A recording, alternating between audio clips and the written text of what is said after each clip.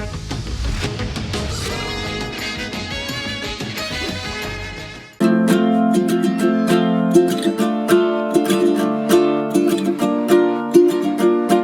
I'm Dr.Varudhini Kankipati and welcome to my channel. Today we're going to spend a little bit of time on how do we talk to teenagers.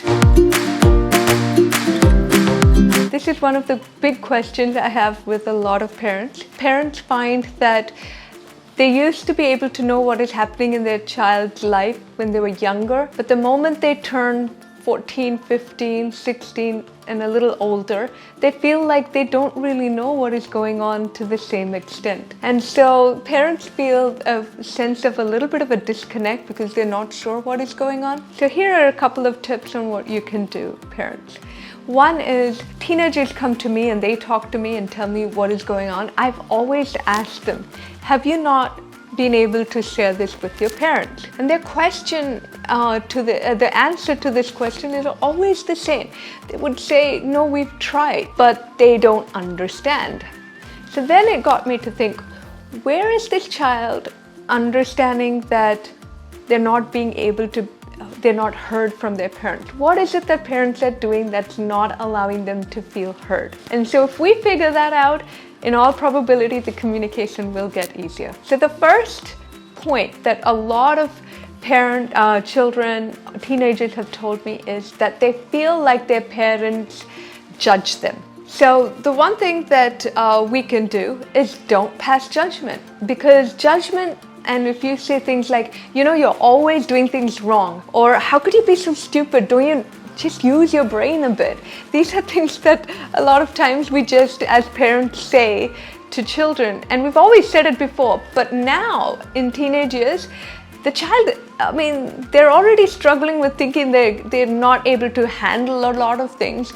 Then when you make a sentence like, or a statement like, oh, you're wrong, or you need to use a little common sense, it makes them feel very invalidated and they will not be encouraged to share. So one, don't pass judgment.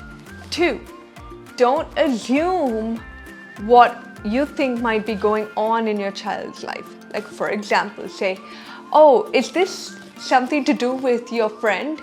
Or is this to do with your studies? Don't assume. So if you're trying to connect with your teenage child, do not assume what is going on in their lives. Open it out. The third tip is do not go into preaching mode or advice giving mode the moment your child tells you something. Because the first thing teenagers do is when something is worrying them, they don't want to feel like they don't know how to handle it. They don't want to be felt like they should know how to handle it better. The only thing you need to do is give them that open space for them to share whatever it is without you going back to worrying mode, because this happens a lot. Parents want to kind of swoop in and help the child and say, oh, is this what's worrying you? Well, we'll do this, we'll take you here, we'll do that. No, don't do any of those things. Just give the space for your teenage child to communicate a lot and regularly and frequently about this. When they've done that enough, they will be more open to hearing your suggestions and what you can do for them or how to assist them. Another tip is ask them, paraphrase what they've gone through and then say, yeah, this could be really tough. For example, it could be that, they are not able to manage their friends and that, certain people have been speaking bad about them and they feel really bad. So instead of swooping in and telling them, you need to do this and do that, just paraphrase and say, yeah, that's really hard. When you feel like all your friends don't really understand you, that must be really hard. And then leave it at that. And then at the end of it, say, I do know a couple of things that you could possibly do that might help. Would you like to hear about those things? And so when you ask your teenage child whether they want to hear about a solution or a way to cope with things or how to deal with something, then they're more likely to understand or have the patience to hear what you have to say. The biggest thing I do have to give feedback to all parents is I know that it is very tough to see your child going through a hard time, but remember, you have to allow your children to learn how to come to you and talk to you without feeling judged, valued, and felt like they're not able to cope with it.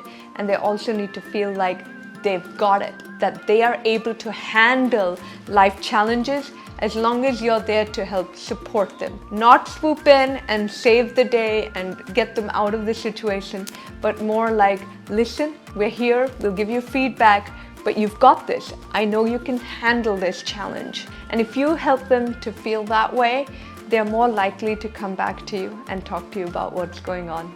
I hope this video has helped parents to kind of get certain tips on how to communicate with their teenage child and create an open space for open communication. If you did like what I've shared today, please do like, share, and subscribe. And I will talk to you guys again soon. See you all. Take care. Bye.